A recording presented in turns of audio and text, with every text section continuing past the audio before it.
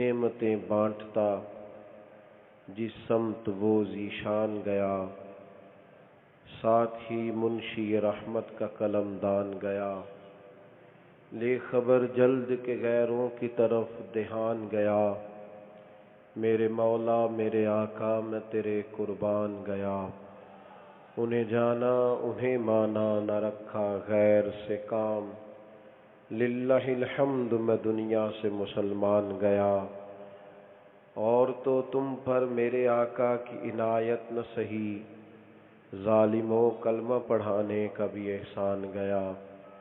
عزیز دوستو، اللہ تبارک و تعالی نے امت مسلمہ پر، عالم انسانیت پر اپنی رحمت کاملہ کا نزول کیا اور ہمیں رسول پاک علیہ السلام عطا فرمائے۔ سخا بن کر، عطا بن کر، کرم بن کر، وفا بن کر، خدا کا نور اترا لامکاں سے مصطفیٰ بن کر۔ نبی پاک علیہ السلام کی تشریف آوری ہوئی، کرم نوازی فرمائی، اور اللہ تعالیٰ نے فرمایا کہ یا ایھا النبی انا ارسلناک شاہدا ومبشرا ونذیرا،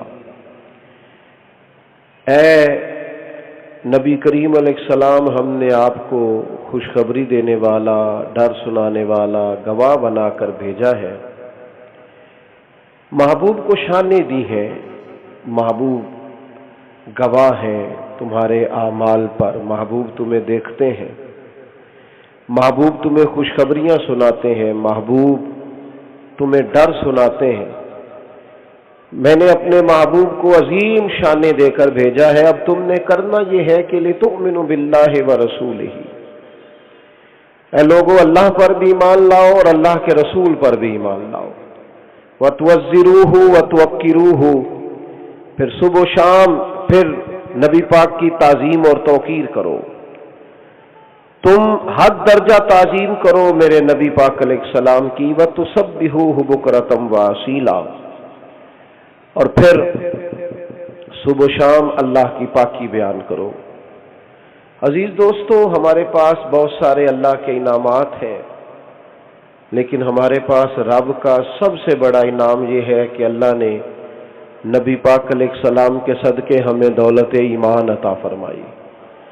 یہ جو ہدایت کا نور ہوتا ہے، یہ تعلیم کے ذریعے بھی نہیں ملتا، یہ جو ہدایت کی روشنی ہوتی ہے یہ صرف بڑے خاندانوں میں پیدا ہونے سے نہیں مل جاتی، یہ جو ہدایت، شعور، کرم اللہ کا ہوتا ہے، یہ فقط بڑی دنیاوی ڈگریاں رکھنے سے ہی انسان کو میسر نہیں آتی، یا بہت زیادہ کو دولت مند ہو تو پھر ہی اسے نہیں ملتی۔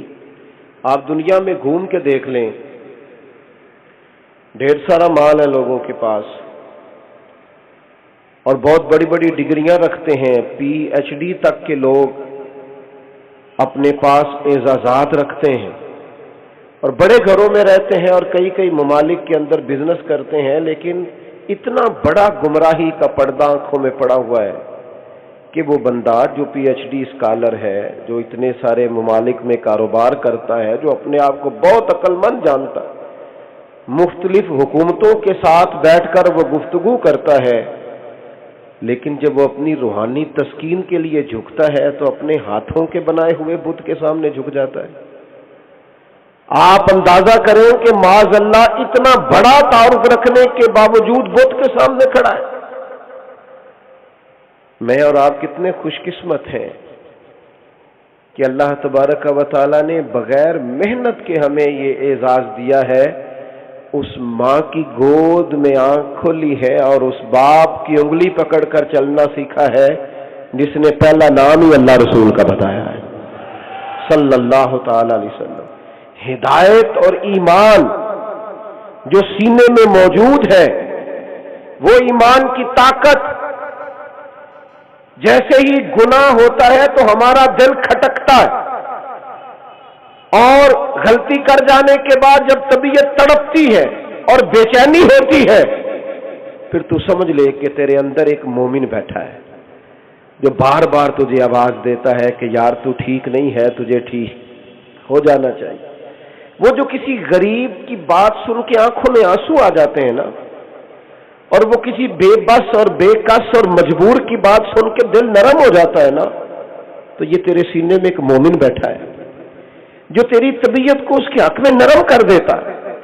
یہ جو کلین شیف اور پینٹ شرٹ والا نوجوان بھی حضور کی نعت سن کے مدینے کی یاد میں رونے لگتا ہے نا، تو غلطیاں اپنی جگہ پہ، کمزوریاں اپنی جگہ پر یہ جو اندر تڑپ ہے اور یہ جو اندر درد ہے اور یہ جو اندر کیف ہے، یہ اندر ایک مومن بیٹھا ہے۔ ابھی بچہ پیدا نہیں ہوا، ابھی نکاح ہوا ہے، ابھی شادی ہوئی ہے، لیکن چڑھتی جوانی والا نیا نویلا دولہا جب میری طرح کے کسی شخص کے پاس آ کے کہتا ہے نا، حضرت جی دعا کرنا اللہ بیٹا دے، میں نے حافظ قرآن بنانا ہے، اللہ تعالیٰ اگر اپنے فضل سے مجھے بیٹا دے تو میں نے عالم دین بنانا ہے، حضور کا نعت خواں بنانا ہے، دین کے کام پہ لگانا ہے، تو یہ جو آرزویں صبح و شام مچلتی ہیں اور یہ جو طبیعت مائل ہوتی ہے، تو یہ اندر ایک مومن بیٹھا ہے۔ ہمارے بہت سارے لوگ کہتے ہیں ہم تہی دامن ہیں، ہم غریب ہیں، ہم مجبور ہیں، ہم اس ملک میں رہتے ہیں جہاں حالات اچھے نہیں ہیں۔ تو میں آپ سب کی خدمت میں آج ایک بات عرض کروں گا، فقیری تو جیبوں کی ہے، اگر کہیں ہم تہی دامن ہیں تو معاشی طور پر کمزور ہیں، اگر کسی جگہ ہمارے پاس قلت ہے تو وہ وسائل کی ہے، لیکن ویسے ہم بڑے امیر ہیں، اس لیے کہ اللہ نے ہمارے ہاتھ میں جو دامن دیا ہے وہ امام الانبیاء کا دامن عطا فرمایا، ان کا دیوانہ ہوں، ان کا مجذوب ہوں۔ لوگوں کیا یہ کم ہے کہ میں ان سے منسوب ہوں؟ سرحد حشر تک جاؤں گا بے دھڑک، مجھ کو اتنا تو زیادہ سفر مل گیا۔ یہ جو دولت ایمان ہے، یہ طاقت ہے، یہ قوت ہے، یہ تیرے پاس وہ زادرہ ہے کہ جب قیامت کے دن تو میدان حشر میں نکلے گا نا، تو جہاں جہاں وضو کا پانی لگتا رہا ہے، نبی پاک فرماتے ہیں وہ چیزیں نور کی طرح چمکیں گی۔ یہ جو تیرے پاس دولت ایمان ہے، یہ میلاد شریف کی رات اپنے آپ کو طاقتور جانو، خوش قسمت جانو، کچھ سجدے صرف اس لیے کر ڈالو کہ ہم رسول پاک کے غلام ہیں۔ کبھی اپنے اوپر غور تو کر، تیرا اعزاز کتنا ہے؟ نبی پاک کعبے کے سامنے کھڑے تھے، خانہ کعبہ کے سامنے حضور کھڑے، اور نبی پاک بیت اللہ شریف کو دیکھ کر، خانہ کعبہ کو دیکھ کر فرماتے ہو کعبے تیری بڑی شان ہے، پر جو میرا کلمہ پڑھنے والا مومن ہے نا، اس کی شان رب کی نظر میں کعبے سے بھی زیادہ ہے۔ اللہ کی بارگاہ میں مومن کا مقام۔ اقبال کہتے ہیں عجب نہیں کہ خدا تک تیری رسائی ہو، تیری نظر سے تو پوشیدہ ہے آدمی کا مقام۔ تو نے جانا ہی نہیں کہ کلمہ پڑھ کے تو بن کا گیا ہے، تو نے سمجھا ہی نہیں کہ کلمہ پڑھ کے تو بن کا گیا ہے، تجھے پتہ ہی نہیں کہ حضور کی غلامی نے تجھے اعزاز کیا دیا ہے۔ میرے نبی پاک علیہ السلام نے فرمایا صبح قیامت میرے کچھ امتی ایسے بھی ہوں گے جنہیں اللہ تعالیٰ نور کے ممبروں پہ بٹھائے گا، فرمایا اولیاء، صلحاء، اتقیاء، ان کا مقام دیکھ کر نا اللہ کی بارگاہ میں تو رشک کریں گے، کہیں گے کیا بات ہے، اللہ نے انہیں کتنا درجہ عطا فرمایا۔ میرے عزیز، آپ اور میں، ہم اتنے خوش نصیب ہیں، اتنے خوش دیکھو نا، نیکی کا صرف ارادہ ہی کرتے ہیں، اللہ اجر عطا بھی کر دیتا ہے، اور اگر کبھی نیکی کر لے، اس کی توفیق سے فضل ہو جائے تو ایک نیکی کرو تو 10 سے لے کر 700 گنا تک، اور رب فضل کرے تو اس سے بھی کئی گنا زیادہ اجر عطا فرماتا ہے۔ اپنے مقام کو تو سمجھ، اپنا اعزاز تو جان۔ تو کبھی اس لیے بھی اپنی ویس کو سیدھی کر کہ یار میری بڑی بات ہے میں نبی پاک کا غلام ہوں، میری بڑی بات ہے میں حضور کا غلام ہوں، میری بڑی بات ہے میں نبی پاک علیہ السلام کے دروازے پر کشکول لیے کھڑا ہوں، میری بڑی بات ہے میرا ان کے منگتوں میں نام آتا ہے، میری بڑی بات ہے میں ان کے ثنا خانوں میں نے پہلے بھی دوستوں کو ایک دفعہ بتایا تھا، پھر بتاتا ہوں، بڑی شروع کی بات ہے، ایک جگہ سے محفل میلاد کی تقریب سے میں باہر نکلا تو ایک نوجوان نے مجھے دیکھ کے آواز کسی کہنے لگا وہ میلادیے جا رہے ہیں، تو میں نے پلٹ کے اس کی طرف دیکھا تو پریشان ہو گیا. اس کا خیال تھا میں سنوں گا نہیں، لیکن میں نے سن لیا. تو میں اس کے قریب گیا، اور جب میں گیا تو پریشان ہو گیا کہ اب ظاہر ہے یہ کوئی سخت سست کہیں گے. تو میں نے اس سے کہا یار ایک دفعہ پھر کہنا. تو اب اس کے لفظ تھوڑے سنجیدہ ہو گئے، تھوڑے سے لفظ اس نے ٹھیک کر لی. کہنے لگا میں نے کہا تو ہم میلاد منانے والے جا رہے ہیں. جب اس کے لفظوں میں تھوڑی خوبصورتی آ گئی تو میں ہنس پڑا. میں نے اسے کہا یار تو بلا وجہ ڈر گیا ہے، میں تو مزہ لے رہا تھا تیری بات کا، ایک باری پھر نہیں آگ چھڑتا. اب اور مضبوط ہو گئے اس کے لفظ. کہنے لگا میلاد شریف منانے والے جا رہے ہیں. میں نے اسے کہا یار دیکھنا، لوگ مختلف پارٹیوں میں بھی تو ہوتے ہیں نا، مختلف جماعتوں میں بھی ہوتے ہیں نا، اپنے اپنے لیڈروں کے نام پر تانے بھی تو کھاتے ہیں نا. لوگ بتاتے بھی پھرتے نہیں نہیں وہ میرا وہ تعلق نہیں ہے، میں تو ویسے ہی فلانے کے کہنے پر وضاحتیں بھی تو دیتے پھرتے ہیں نا. تو نے بھلا مجھے تانا کیا دیا ہے کہ میں حضور کا میلاد مناتا ہوں، میں نبی پاک کی نعت پڑھتا ہوں، میں رسول اللہ کے فضائل بیان کرتا ہوں؟ تو یہ میرے لیے تانا نہیں ہے، یہ میرے لیے اعزاز ہے کہ جب سے شعور کی آنکھ کھولی ہے نہ میرے پاس کوئی سیاسی سفارش کرانے آتا ہے، کوئی جب بھی آ کے کہتا تھوڑا ٹائم نہیں دیتے نبی پاک کی تعریف سننی ہے، حضور کی چند باتیں ہو. میں اپنی حیاتی تو قربان تھی ماں، ساری محمد محمد پکیندے گزر گئی، محمد محمد پکیندے گزر گئی، محمد محمد پکیندے گزر گئی. اور عدم سے لائی ہے ہستی میں آرزو رسول. دیکھو نا ہمیں کہاں کہاں لیے پھرتی ہے جستجو رسول. اور عجب ہی منظر ہو میدان حشر میں بے دم کہ سب ہو پیش خدا اور میں روبرو رسول صلی اللہ علیہ وسلم. تو یہ ناز کریں اپنی زندگی میں، بہت بڑا اعزاز جانے کہ ہم نبی پاک کے غلام ہیں. صحابہ جب یہ بات کرتے تھے تو گردن اٹھا کے کرتے تھے. حضور کے غلام جب یہ بات کرتے تھے تو سینہ کشادہ کر کے کرتے تھے. جب وہ کہتے تھے ہم نبی پاک کے غلام ہیں تو ان کی آنکھوں کی چمک دیکھنے والی ہوتی تھی، ان کا بلبلا، ان کا تنتنا، ان کا دبدبا، ان کے لہجے کا وقار، ان کے مزاج کا ٹھہراؤ، ان کی گفتگو کا باک پن. وہ بھیجا نا مسلمہ کذاب کے دربار میں جب حضرت حبیب بن زید کو نبی کریم نے، کپڑے سادے تھے لیکن جب وہ گھوڑے سے اترے اور انہوں نے اپنا درہ زمین پر یوں کر کے رکھا اور پھر اپنا نیزہ زمین پہ گاڑا تو وہ سادے کپڑے والا درویش جدھر جدھر جاتا تھا نا، لوگ ان کو دیکھ دیکھ کے روب کا شکار ہوتے جاتے تھے. ان کا طرز زندگی دیکھ کر، آنا جانا دیکھ کر لوگ سمجھتے تھے یار کوئی انفرادی آدمی آ رہا ہے، کوئی انوکھا رنگ.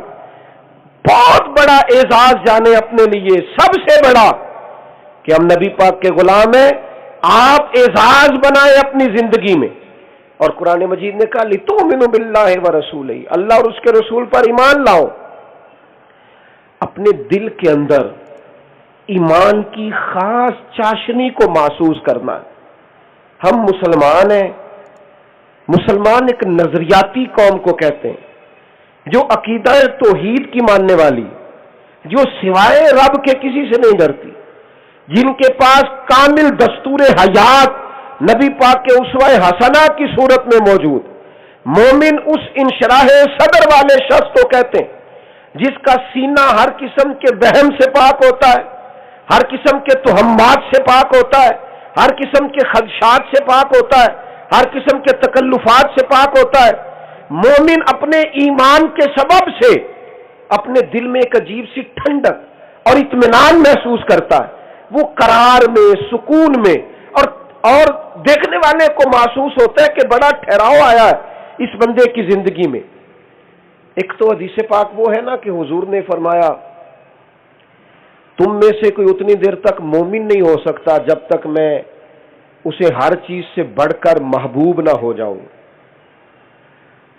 اور ایک حدیث پاک یہ بھی ہے، اس کو بھی آپ نے ضرور ذہن میں رکھنا ہے. حضور علیہ الصلوۃ والسلام نے فرمایا تم میں سے کوئی آدمی اس وقت تک بھی کامل مومن نہیں ہو سکتا جب تک اس کی نفسانی خواہشات اس دین کے تابع نہ ہو جائیں جو دین میں لے کے آیا ہوں. اس کی خواہش ہی وہ ہو جو اس کے نبی کی چاہت ہے، تمہاری خواہش ہی وہ بنے جو رسول پاک نے چاہا ہے۔ اپنی خواہشات کو حضور کا غلام بنا ڈالو۔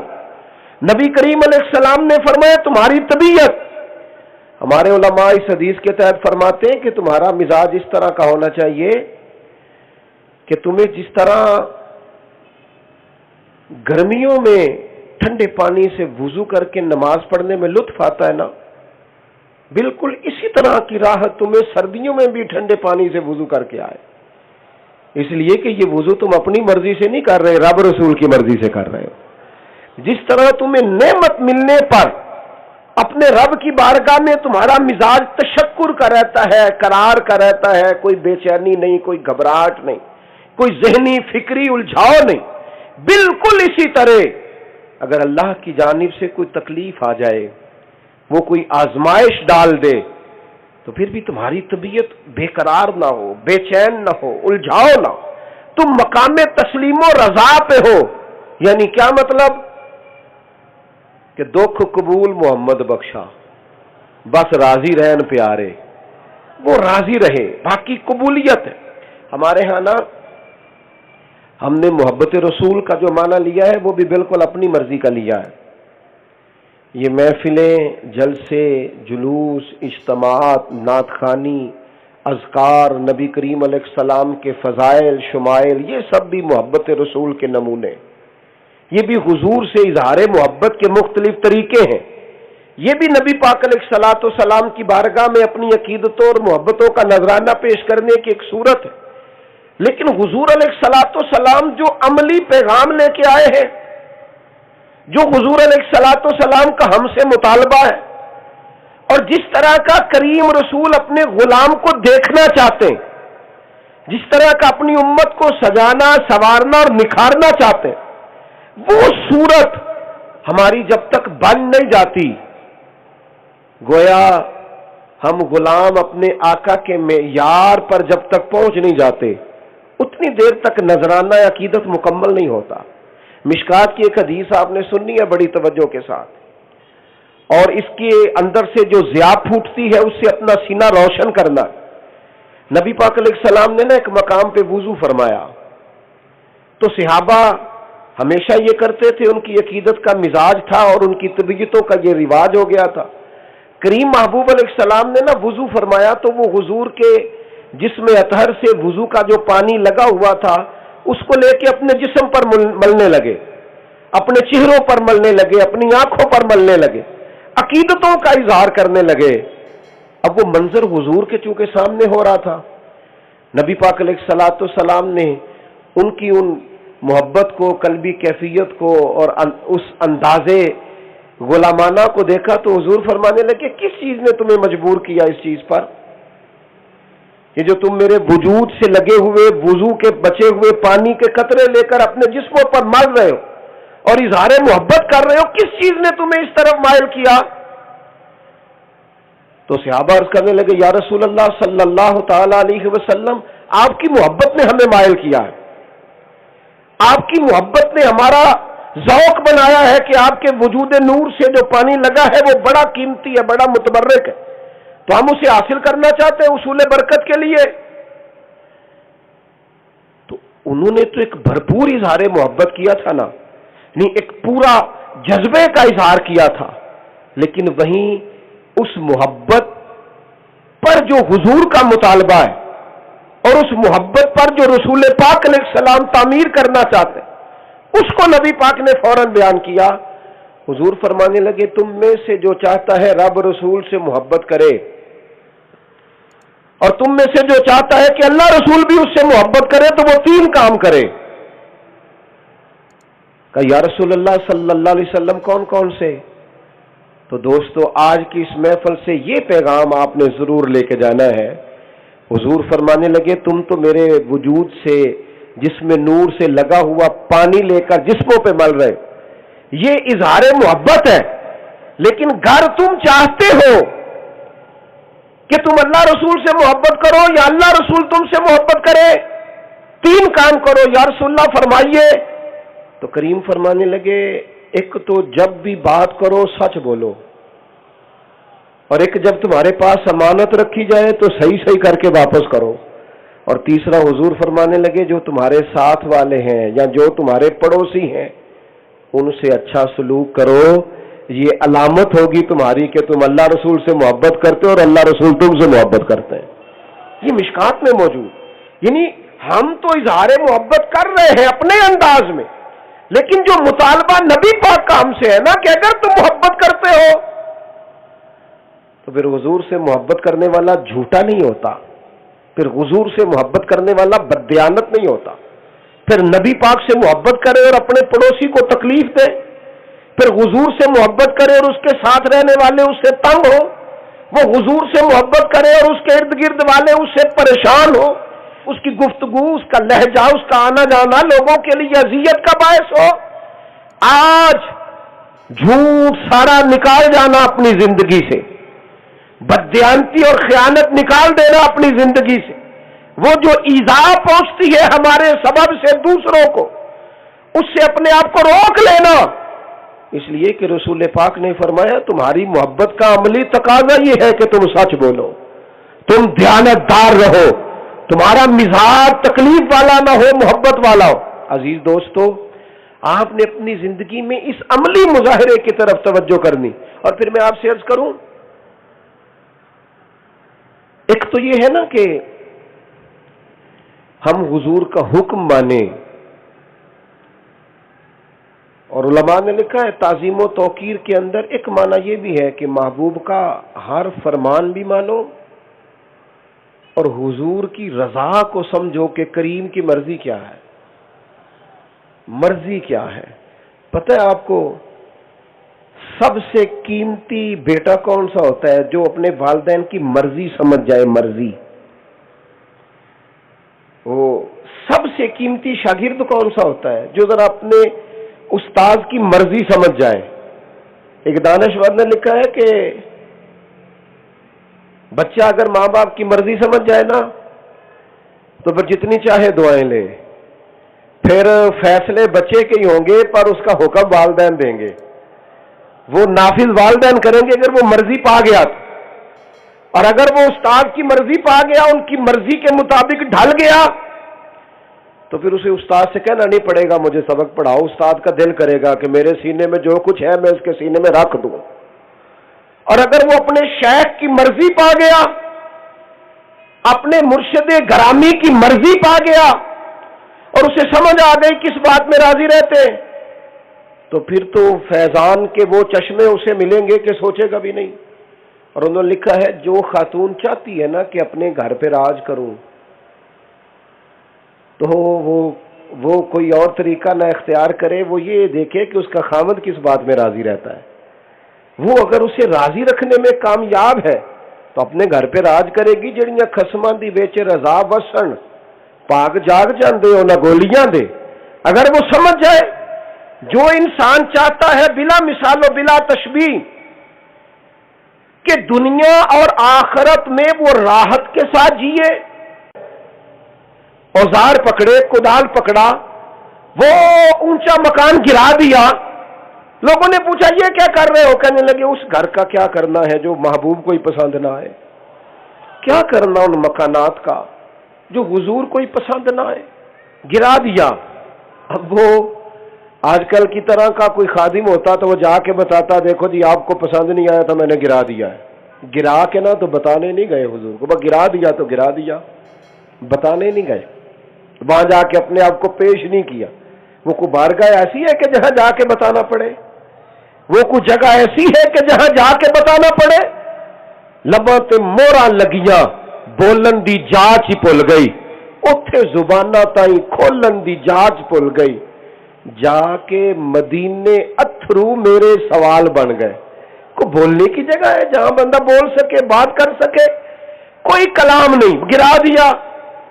حضور کچھ دنوں کے بعد وہاں سے گزرے، کچھ دنوں کے بعد، اور لوگوں سے پوچھا کہ یہاں تو بڑا بلند مکان تھا فلاں آدمی کا، اب وہ کہاں گیا؟ تو غلاموں نے عرض کی حضور آپ گزرے تھے نا، آپ کو پسند نہیں نہ آیا، پھر وہ آپ کی خدمت میں گئے تو محسوس کر رہا ہے کہ کریم کو نہیں اچھا لگا، قربان جائیں۔ حضور سید عالم نے وہیں کھڑے کھڑے ہاتھ اٹھائے، کہا اے اللہ اس پر رحمت فرما، اے اللہ اس غلام پر رحمت فرما، اے اللہ اس پر کرم فرما۔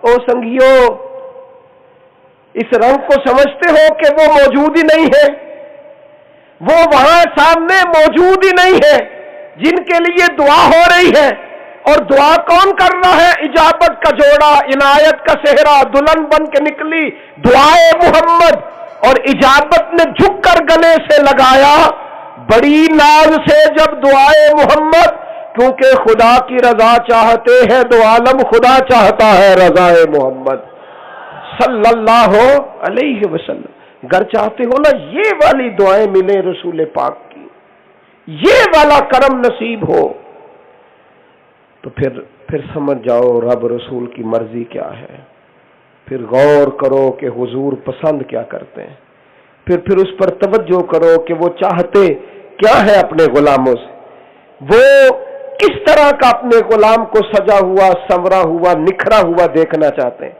زندگیاں ہماری بیت جاتی ہیں لوگوں کو راضی کرنے میں۔ آپ یقین کریں، میں نے وہ لوگ دیکھے ہیں جو ذہنی طور پر تھک گئے، جو لوگوں کو مطمئن کرنے میں اتنا زیادہ بولے کہ وہ ان کا ذہن وہ یادداشت کھو بیٹھا کہ میں نے کل کیا کہا تھا اور آج میں کیا کہہ رہا ہوں۔ صرف عوامی سطح پر اپنے آپ کو کلیئر کرتے کرتے اتنی دور نکل گئے کہ ذاتی زندگی کوئی نہ بچی، اپنا کچھ بچا ہی نہیں۔ دوستو چھوڑو، ادھر کی دنیا راضی کی تو ادھر کی ناراض ہو گئی، اس طرف کے لوگوں کو خوش کیا تو دوسری جانب کے بگڑ گئے۔ اپنے محبوب کی رضا تلاش کرو، اپنے نبی پاک علیہ السلام کی مرضی پہ چلنا سیکھو۔ ہمارے دنیا میں سب سے بڑے دنیا اور آخرت میں کوئی خیر خواہ ہے تو وہ مدینے والے محبوب ہیں، اپنے محبوب کی رضا۔ اور صحابہ نے نا والہانہ انداز میں باتیں مانی ہیں نبی پاک کی، والہانہ انداز، جس طرح کسی نے لکیر کھینچ لی اور پھر عمر بھر اس کا لکیر کا فقیر نہیں رہا۔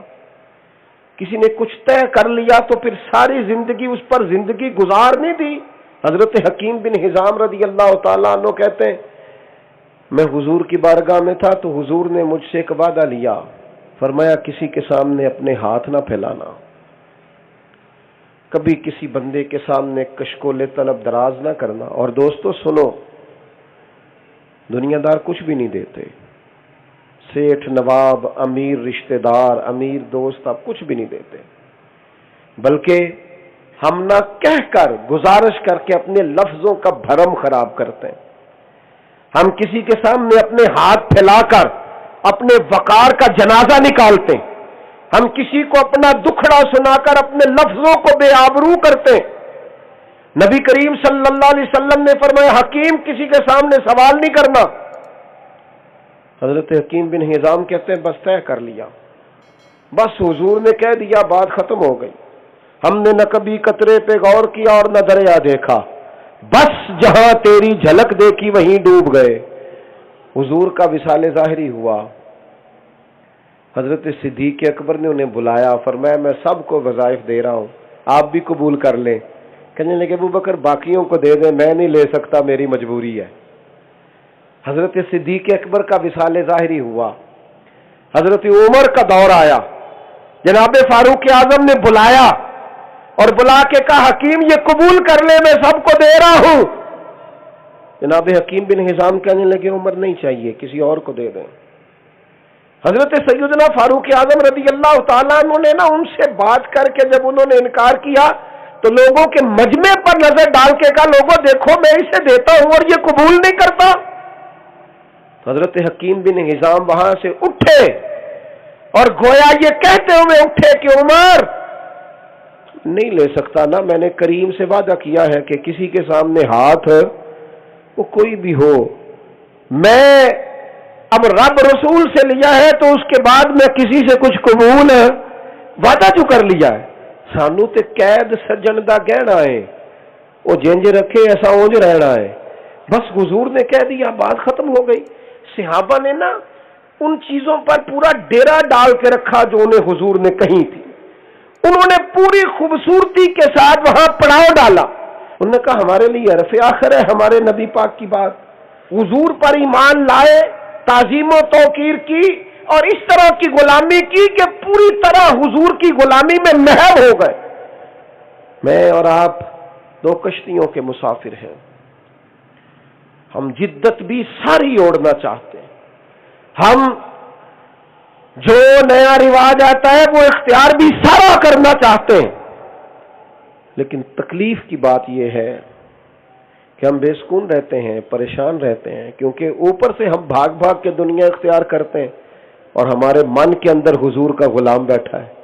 وہ ہمیں بار بار آواز دیتا ہے نہیں واپس آ، تیرا گھر تو کوئی اور ہے، تو واپس آ، تیری جگہ تو کوئی اور ہے، تو کہاں جا رہا ہے، تیرا مقام تو کوئی اور ہے، تو لوٹ آ، تیرے لیے تو اللہ رسول کی بارگاہ میں انعام کچھ اور ہے. حضرت خالد بن ولید رضی اللہ تعالیٰ عنہ بڑے جرنیل قسم کے آدمی تھے اور بڑے دلیر تھے. زندگی میدانوں میں گزری، پرواہ نہیں کی کبھی انسانوں کی، مزاج نہیں تھا، آگے بڑھتے رہنا، جہاد میں رہنا، سفر میں رہنا ان کا مزاج تھا. حضرت عمار بن یاسر غریب آدمی تھے، لیکن ان کا اعزاز یہ تھا کہ وہ نبی پاک کے پیارے. کسی بات میں شکر رنجی ہو گئی، اختلاف رائے ہو گیا. جناب عمار ابن یاسر رضی اللہ تعالیٰ عنہ اس بات سے رنجیدہ خاطر ہوئے. دل جب ٹوٹا تو وہ دکھ کے جذبات آنسو بن کے رخساروں پر بہہ نکلے. حضور کی بارگاہ میں پیغام گیا، انہیں محبوب کی بارگاہ میں پیش ہو کے موقع ملا اپنی بات عرض کرنے کا.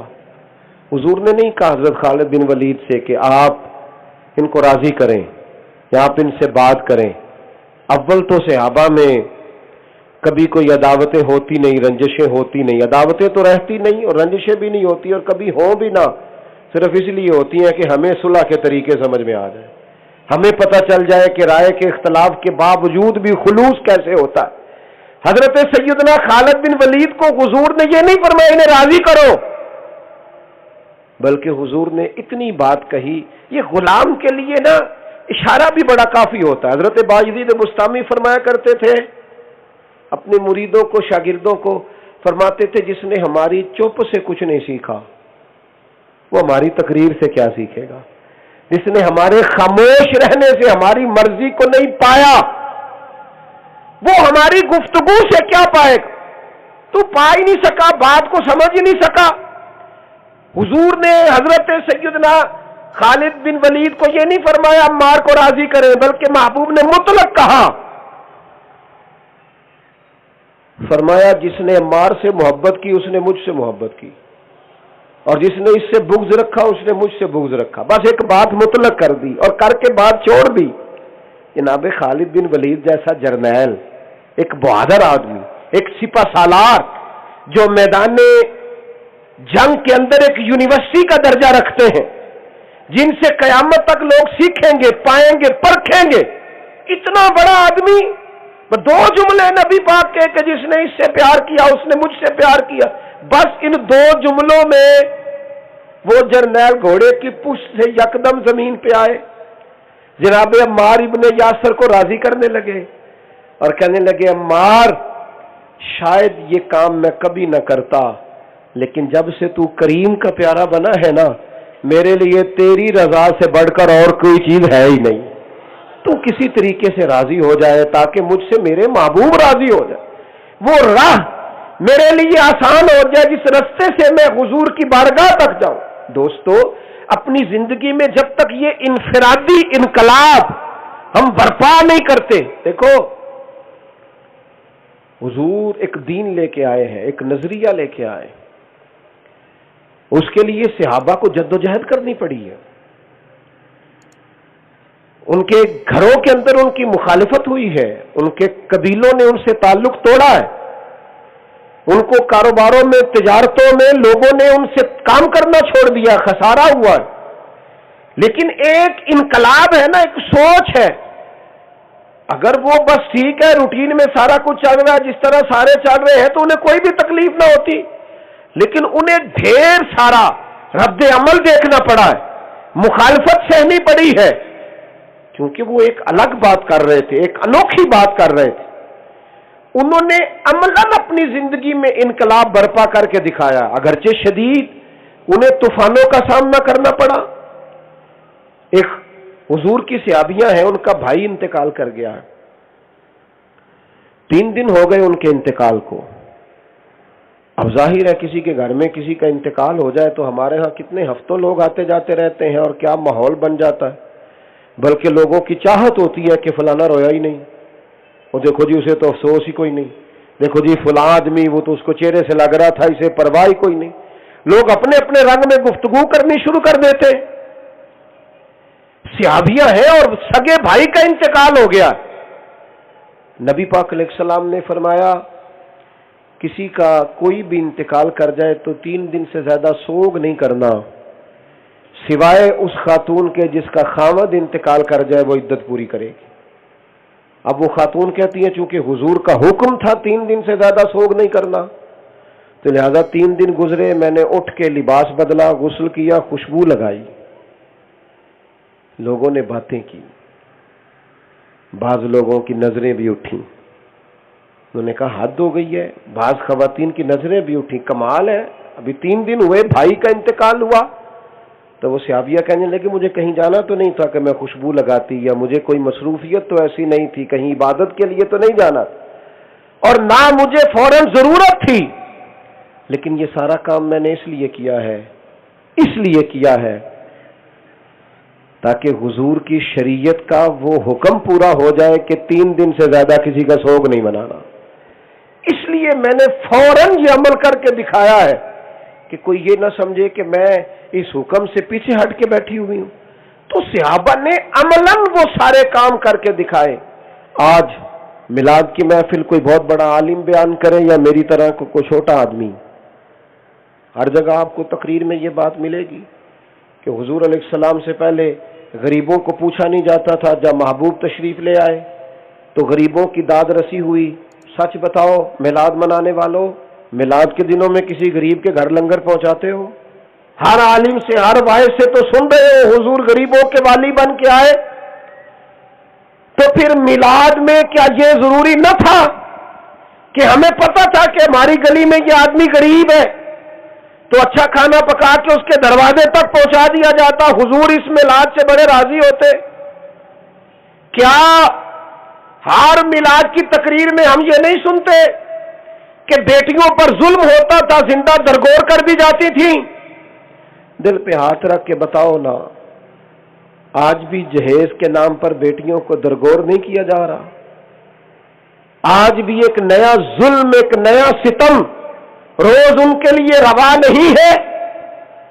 سب سے زیادہ بہترین میلاد اس امیر آدمی نے منایا ہے جس نے اپنے بیٹے کا رشتہ اپنے غریب رشتہ داروں میں طے کر دیا, اور امیر ہو کر غریب بیٹی کو بیاہ کے لایا. اس نے سب سے عظیم میلاد منایا.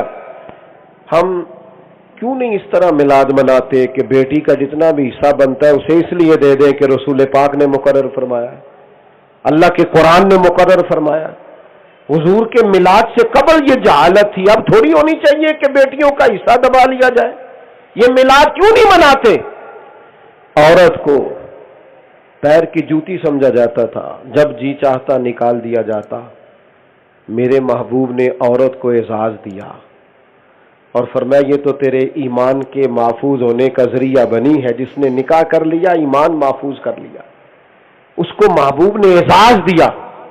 اور حضور نے بار بار تاکید کی کہ عورتوں کے بارے میں اللہ سے ڈرنا. تو اللہ کرے نا کچھ میلاد اس طرح کا بھی منائے ہم کہ 12 ربیع الاول کے بعد اپنا رویہ نرم کرے اہل خانہ کے حق میں. اور وہ جو حضور نے فرمایا تم میں سے بہتر وہ ہے جو اپنے گھر والوں کے لیے بہتر ہے, اس کی عملی صورت پیش کرے. غلاموں کے ساتھ ظلم ہوتا تھا, محبوب آئے, غلاموں کو اعزاز ملنے لگا. کتنی مشکل میں ہے آج ملازمین مختلف لوگوں کے. اللہ کرے میلاد کی خوشی میں ہی ان کے ساتھ رویہ ٹھیک کر لیا جائے, ان کے لیے تھوڑے اپنے دلوں میں گنجائش پیدا کر لی جائے. میری بات مکمل ہو گئی, میں بات سمیٹنے لگا ہوں. ایک تو اپنے لیے ایمان کو اعزاز سمجھیں، مومن ہونا باعث فخر جانے، اور دوسرا جذباتی انداز میں دین کے احکامات پر عمل کریں، حضور کی رضا کو سمجھیں کیا ہے اور اس رضا کو پانے کی کوشش کریں۔ اور تیسری گزارش آپ کی خدمت میں یہ عرض کی ہے کہ وہ جو میلاد میں ہر سال ہم تقریر سنتے ہیں، بیٹیوں پر شفقت، خواتین پر شفقت، مظلوموں پر، غریبوں پر، لاچاروں پر، ملازموں پر، اس کا تھوڑا عملی ثبوت